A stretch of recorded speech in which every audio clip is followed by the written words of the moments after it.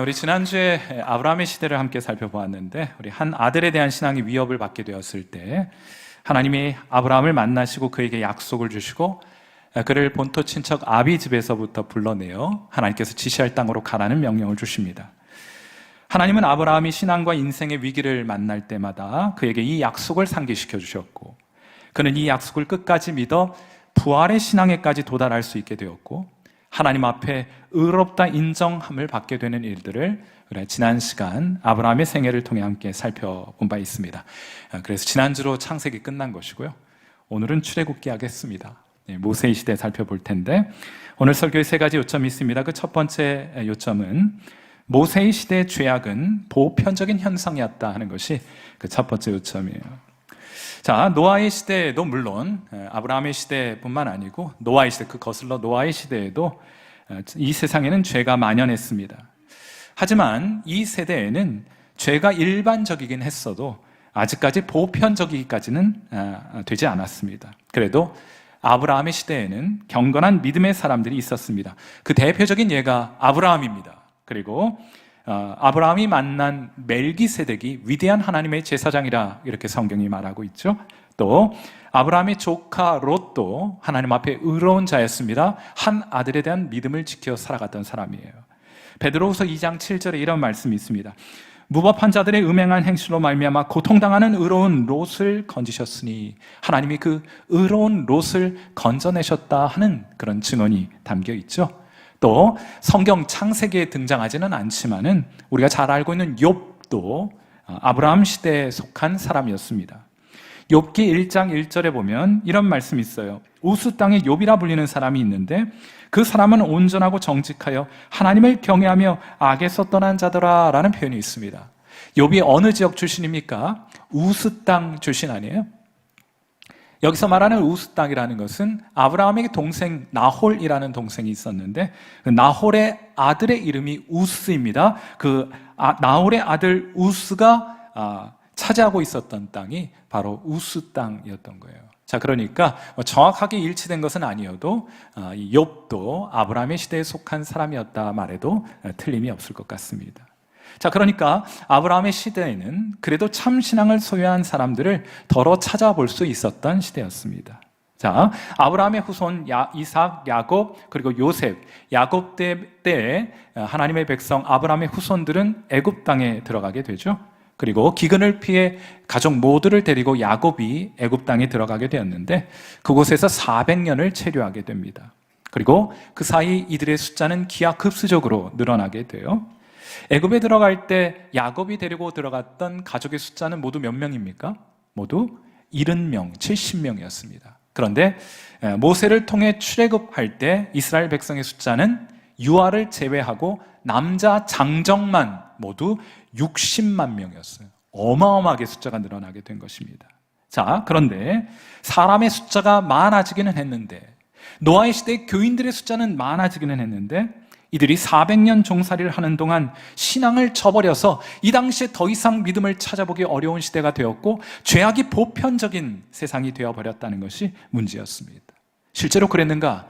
에스겔서 20장 8절을 통해 하나님은 선지자를 통해 이렇게 선언하십니다. 우리 이 말씀 같이 한번 읽도록 합니다. 시작. 그들이 내게 반역하여 내 말을 즐겨 듣지 아니하고 그들의 눈을 끄는 바 가증한 것을 각기 버리지 아니하며 애굽의 우상들을 떠나지 아니하므로 내가 말하기를 내가 애굽 땅에서 그들에게 나의 분노를 쏟으며 그들에게 진노를 이루리라 하였노라. 언제입니까? 아브라함의 자손들이 애굽에 머물고 있는 400년 동안 그들은 애굽인들과 똑같이 우상 숭배에 젖어 이 세상과 구별됨 없이, 그리고 한 아들에 대한 신앙을 잃어버린 채 살아가고 있었던 것이에요. 죄가 보편적인 세상이 된 것입니다. 게다가 설상가상으로 인간의 수명도 단축이 되었어요. 노아 이전에는 사람들이 보통 900년 이상을 삽니다. 아담 930살까지 살았어요. 하지만 이 세상을 하나님께서 홍수로 심판하시게 될 때 하나님은 노아에게 말씀하시기를 인간의 수명을 몇 살로 제한하신다고요? 120살로 제한하신다고 말씀하셨습니다. 창세기 6장 3절 같이 한번 읽습니다. 시작. 여호와께서 이르시되 나의 영이 영원히 사람과 함께하지 아니하리니 이는 그들의 육신이 됨이라. 그러나 그들의 날은 120년이 되리라 하시니라 하였어요. 자, 이렇게 하여 천수를 누리던 사람들이 이제 백수를 누리는 시대가 된 것입니다. 이번 주에 한 집사님이 제게 성경과 관련된 질문을 던져주셨어요. 노아에게 120살 살도록 하셨는데 왜 노아는 950살까지 살았습니까? 이런 질문이었어요. 노아는 950살까지 살거든요. 인간의 수명 120살까지 하겠다고 하셨는데 노아를 보니까, 노아의 자손들을 보니까 꽤 오래 살아요. 어떻게 된 겁니까? 라는 질문이었어요. 그래서 제가 성경의 족보를 일일이 뒤져보았습니다. 그랬더니 사람의 수명이 갑자기 노아 때부터 120살로 확 줄어든 것이 아니라 점진적으로 줄어들더라고요. 노아는 950살을 살지만은 아브라함 때 오면 아브라함은 175세를 삽니다. 그리고 그의 손자였던 야곱은 147세를 살아요. 그리고 야곱의 아들이었던 요셉은 110살을 삽니다. 급기야 하나님께서 말씀하신 120년의 수명을 사는 시대가 된 것이요. 자, 그런데 애굽에서 400년의 시간을 보낸 이후에 모세의 시대에 이르게 되면 그마저도 인간의 수명이 단축됩니다. 시편 90편 10절 말씀. 자, 이 말씀도 같이 읽습니다. 시작. 우리의 연수가 70이요 강건하면 80이라도 그 연수의 자랑은 수고와 슬픔뿐이요 신속히 가니 우리가 날아가나이다. 아멘. 여러분, 참 공감되는 말씀 아닙니까? 저와 여러분, 모세 시대에 속한 사람들이 연수가 70이고 강건하면 80살 정도 되지만은 그 연수의 자랑은 수고와 눈물뿐이고 또 그것이 신속히 가니 마치 화살이 날아가는 것처럼 우리의 인생이 쏜살같이 날아가고 있지 않습니까? 참 공감되지 않습니까? 자, 그런데 인간의 수명이 짧아졌다는 것은 구속사의 관점에서 볼 땐 한 아들에 대한 믿음을 가진 사람들이, 한 아들에 대한 순수한 믿음을 가진 사람들이 그 다음 세대에게 이 신앙을 전수해 줄 수 있는 시간이 그만큼 짧아졌다는 것을 의미하는 거예요. 아담은요 900살, 930살까지 살았어요. 그 복음을 전하고 또 전하고 또 전할 기회를 가졌습니다. 근데 이제 더 이상 그런 시대가 있지 않게 된 것이에요. 한 아들에 대한 믿음을 보존하는 데 있어서 그 어느 때보다도 큰 위기를 맞이하게 된 것이 바로 모세의 시대였던 것입니다. 그래야 다시 한번 하나님은 이 믿음을 보존하시기 위하여 역사에 직접적으로 개입하기로 하십니다. 여러분이 출애굽기를 읽어가실 때 세 가지를 주목해 보셔야 합니다. 첫째, 아브라함의 경우와 마찬가지로 하나님은 이스라엘 백성을 애굽에서부터 떠나게 하십니다. 떼어내세요. 예수 믿게 되면 하나님은 먼저 세상으로부터 여러분을 떼어내는 것으로부터 시작하십니다. 반드시 그런 과정을 겪게 돼요. 아브라함도 그랬고 애굽도 이스라엘 백성도 마찬가지입니다. 이것은 제가 오늘 설교의 두 번째 요점으로 다루게 될 내용이에요. 두 번째로 출애굽기를 읽으시면서 기억해야 될 것은 하나님은 이스라엘 백성을 애굽에서부터 빼내셔서 시내산에서 이들을 만나시게 됩니다. 그리고 그곳에서 중보자인 모세를 통하여 이스라엘 백성과 계약을 체결하시게 돼요. 시내산 언약이라는 계약을 체결하게 되는데 세 번째 설교 요점에서 다루게 될 것입니다. 마지막으로 하나님은 더 이상 한 아들에 대한 약속을 개인의 체험과 기억을 통해서가 아니라 이때부터 기록된 책을 통해서 보존하기로 하십니다. 왜냐하면 흐릿한 잉크가 또렷한 기억보다 훨씬 더 오래가는 법이기 때문이에요. 이를 위해서 하나님은 모세에게 십계명 돌판을 직접 새겨서 그에게 전달하시며 언약궤 안에 보관하도록 말씀하십니다. 또한 모세에게 영감을 주셔서 모세로 하여금 성경을 기록하게 하십니다. 그렇게 하여 모세가 성경의 처음 5권을 기록하게 되는데 우리가 이 책을 뭐라고 불러요? 모세 오경이라는 말로 부르게 되잖아요. 이후로부터 우리 신앙의 최고 권위를 갖는 문서가 기록되기 시작하였다. 언제부터요? 모세의 시대부터. 모세의 시대는 어떤 시대였습니까?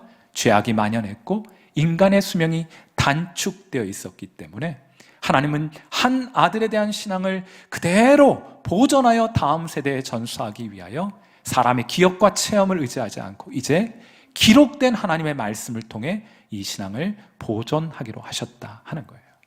이것이 오늘 설교의 첫 번째 요점입니다. 모세의 시대에 죄가 보편화되었다. 두 번째 오늘 설교의 요점은 하나님은 그의 백성을 애굽에서부터 분리해 내셨다 하는 것이 두 번째 설교 요점입니다.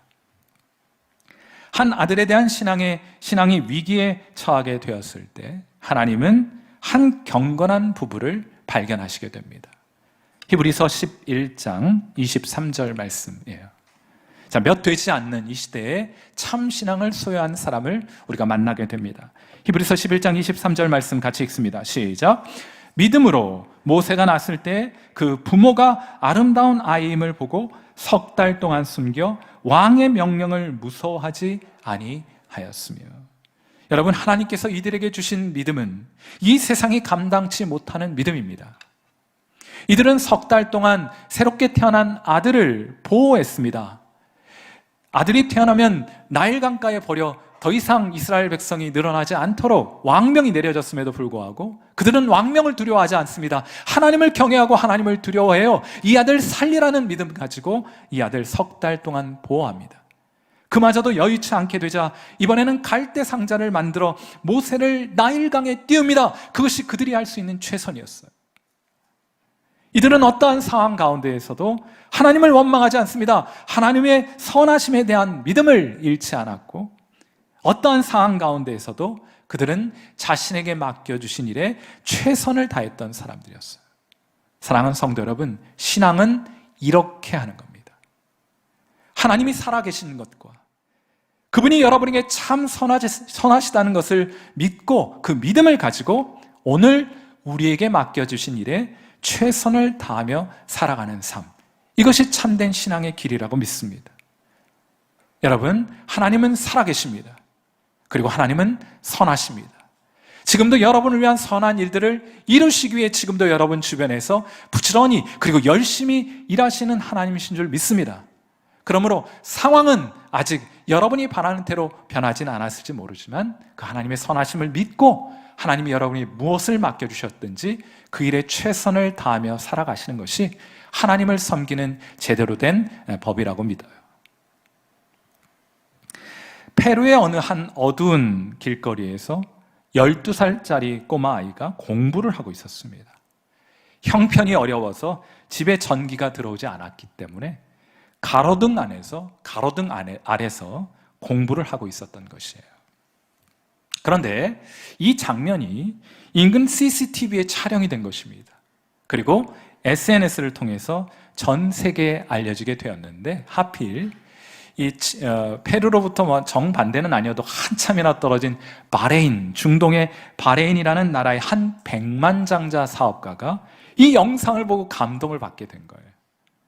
그래서 멕시코에 있는 자기의 비즈니스 컨설턴트 자문기관의 도움을 받아서 이 소년을 찾아내게 됩니다. 한 달 걸렸어요. 그는 이 소년이 어디 있다는 것을 알게 된 그 즉시 바다를 건너 이 소년을 만나기 위해 페루로 향하게 됩니다. 그런데 직접 가서 만나보니까 자기가 생각했던 것보다 훨씬 상황이 열악했던지 그는 당초의 계획을 바꾸어서 먼저 이 소년의 가족이 안전하게 살 수 있도록 집을 한 채 지어줍니다. 그리고 그가 다니는 학교에 컴퓨터를 지원하게 돼요. 그리고 소년의 어머니가 재정적으로 안정적인 삶을 살아갈 수 있도록 자기 가게를 운영할 수 있는 자금을 지원해 주게 됩니다. 여러분, 한순간 본인이 원하지도 않고 다만 가로등 안에서 열심히 공부하고 있었을 뿐인데 이런 엄청난 은혜를 이 소년이 받게 된 거예요.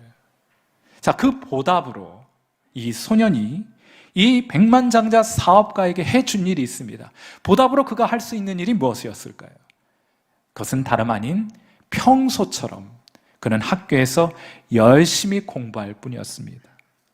저는 이 글을 읽으면서 이것이 이 성도들이 살아가야 할 신앙의 길이 아닌가 하고 생각해 보게 되었어요. 어떠한 경우에도 하나님을 신뢰하고 현재 여러분에게 맡겨진 일에 최선을 다하시는 여러분 되시기를 주님의 이름으로 축원해 드립니다. 왜 우리는 집이 없고, 왜 우리 집에는 전기가 들어오지 않고, 왜 우리 집에는 화려한 최첨단 스탠드가 내게 있어서 마음껏 공부할 수 있는 환경이 되지 못하는가? 그 환경을 바라보고 원망하고 불평하는 것이 아니라 여러분이 할 수 있는 최선이 가로등을 찾아 그 가로등 안에서 공부하는 것이라면 그 일을 감당해 가시면 되는 거예요. 자, 그렇게 묵묵히 하나님을 신뢰하고 여러분에게 맡겨주신 일에 최선을 다해 가게 될 때 여러분 뭔가 여러분 주변에서 연결되기 시작할 거예요. 좋은 일들이 일어나게 될 것입니다. 하나님께서 예배해 놓으신 만남의 축복을 통하여 하나님 작정하신 그 축복이 여러분에게 주어지게 될 줄 믿습니다. 하나님을 신뢰하십시오.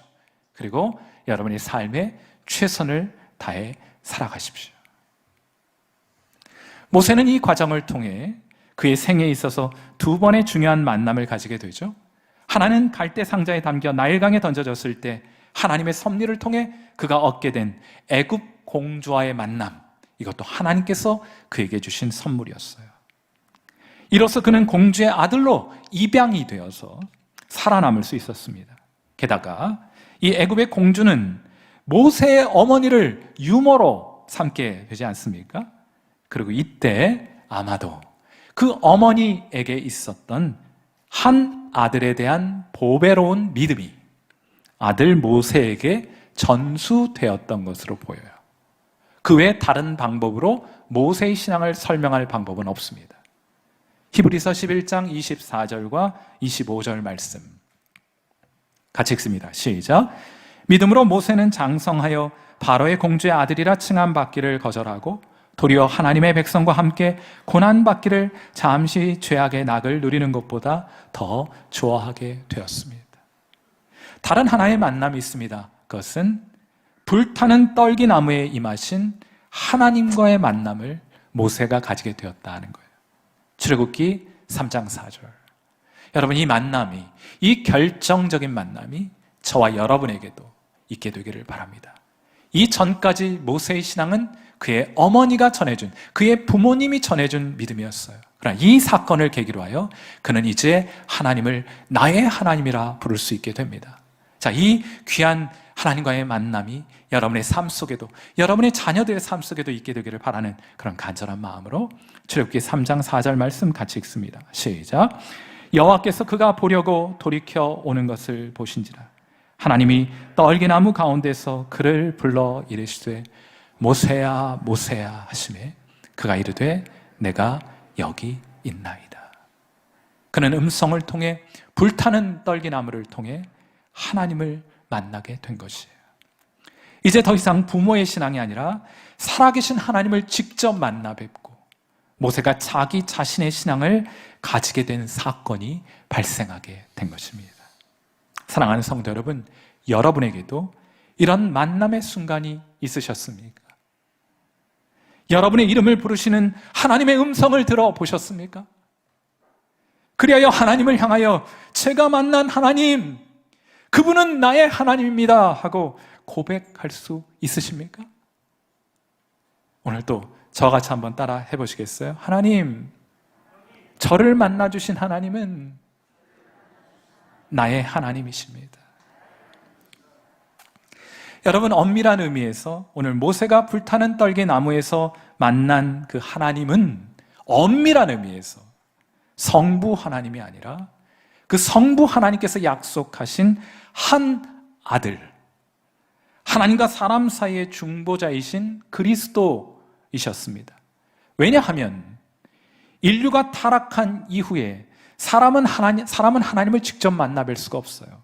오직 중보자이신 그리스도를 통해서만 하나님을 만날 수 있기 때문입니다. 여러분, 이 만남 이후 하나님은 모세를 통하여 애굽에 10가지 재앙을 내리시고 그 10가지 재앙을 통해 바로를 꺾으시고 그 바로로 하여금 포기하게 하신 이후에 이스라엘 백성을 애굽에서부터 빼내는 역사가 나타나게 됐죠. 혹시 여러분은 애굽에 내린 10가지 재앙을 순서대로 기억하고 계십니까? 시험 한번 볼까요?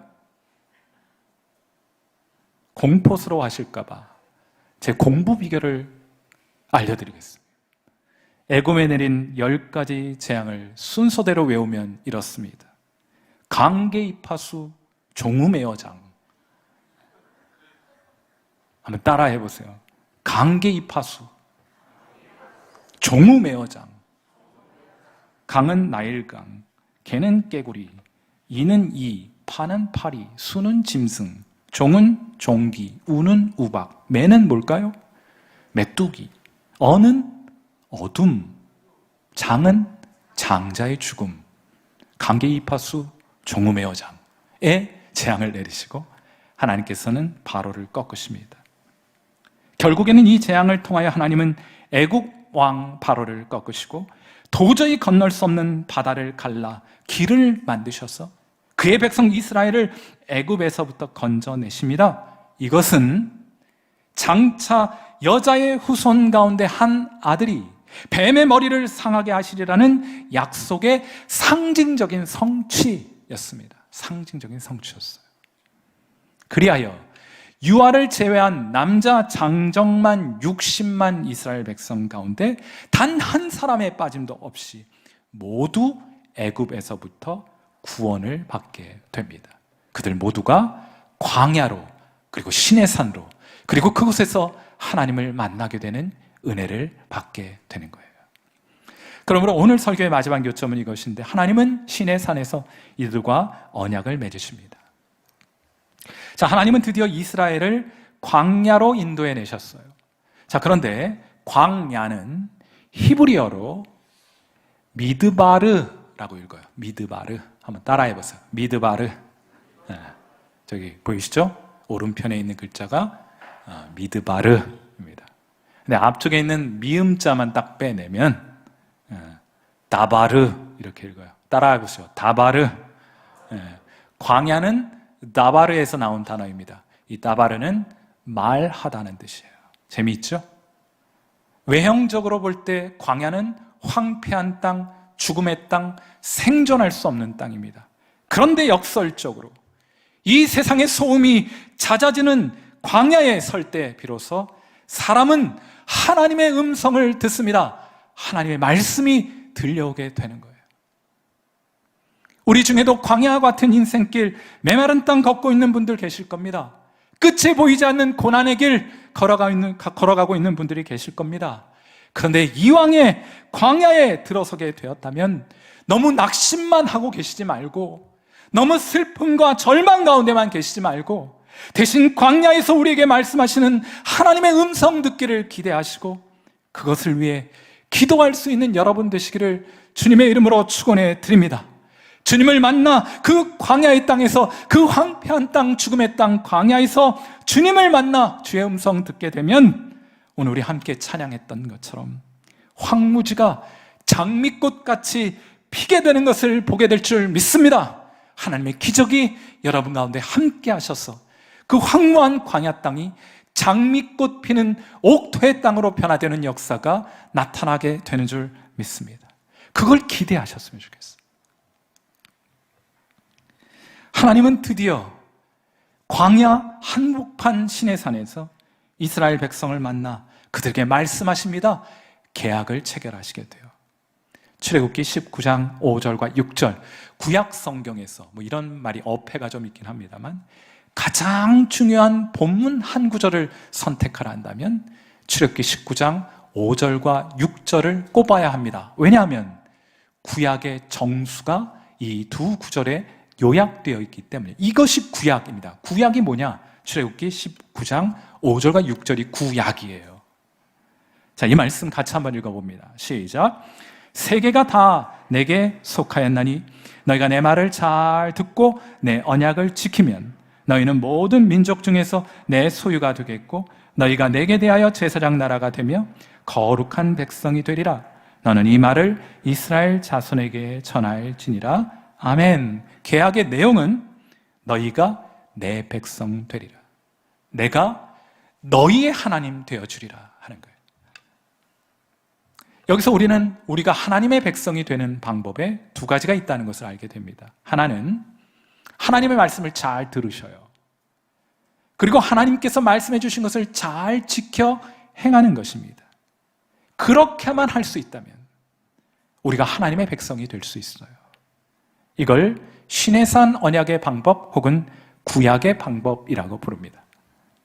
이 방법, 이해하기는 딱 좋아요.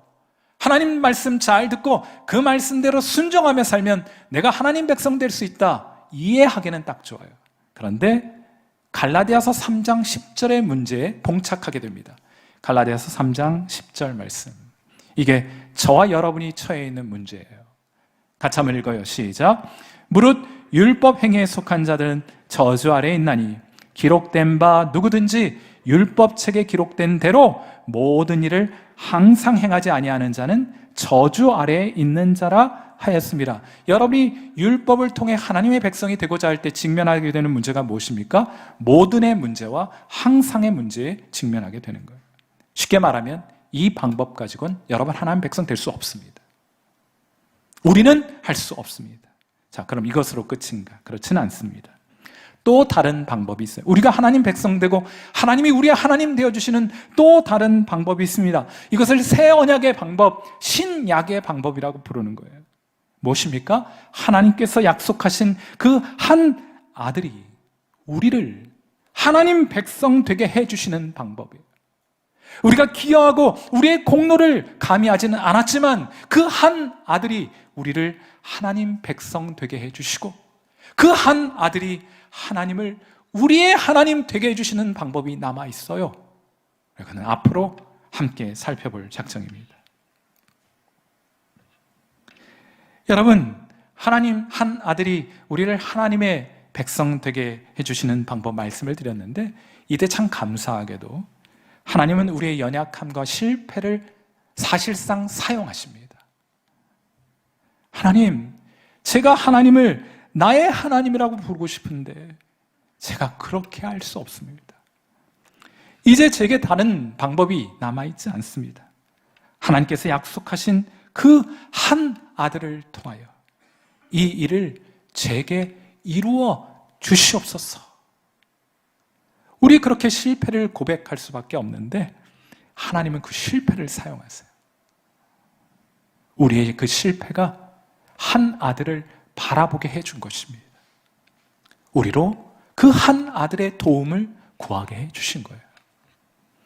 그리고 우리가 한 아들을 믿음으로 붙들게 될 때 그분이 우리 가운데 불가능해 보였던 일을 가능케 해주십니다. 그분이 우리의 삶 속에, 그분이 우리의 영혼 가운데 기적을 일으켜 주시게 되는 거예요. 그러므로 사랑하는 성도 여러분, 하나님이 약속하신 그 한 아들을 주목하시고 그 한 아들에게 도움을 구하시고 그 한 아들을 붙드는 믿음으로 하나님 앞에 설 수 있게 되기를 주님의 이름으로 축원해 드립니다. 여러분 어린 시절에 이런 거 가지고 놀아보신 적 있으신가요? 에어 펀치백? 이런 거? 막 주먹으로 때리고 막 발로 차고 막 니킥을 날리고 그러면 이 펀치백이 어떻게 됩니까? 벌러덩 누웠다가 어떻게 해요? 다시 발딱 일어서죠. 무엇 때문입니까? 무엇 때문에 이 펀치백은 어떠한 공격을 받아도 다시금 일어난단 말입니까? 요즘이야 뭐 건강 생각해서 펀치백 안에 물도 넣고 모래도 넣지만은 옛날에는요 2kg짜리 납덩어리가 그 안에 들어있었어요. 그것이 무게중심이 되어서 펀치백을 다시 일으켜 세워주는 것입니다. 하나님의 아들에 대한 믿음이 여러분의 영혼과 인생을 밑에서부터 떠받치게 될 때, 하나님의 아들에 대한 그 신앙이 여러분의 신앙의 무게중심이 될 때, 여러분은 어떤 상황 가운데도 다시 일어서게 될 것입니다. 다시금 여러분은 하나님께로 나아가게 될 것입니다. 그리고 그곳에서 거룩하신 하나님을 만나게 될 것입니다. 그리고 그곳에서 하나님은 나의 하나님이십니다 하고 고백하게 될 것입니다.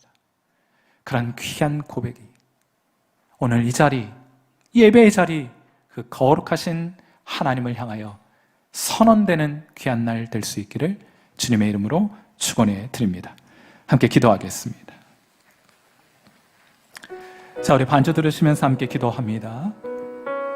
광야와 같은 인생길 걸어가는 성도들에게 하나님 오늘 임하여 주셔서 그들에게 말씀하여 주옵소서.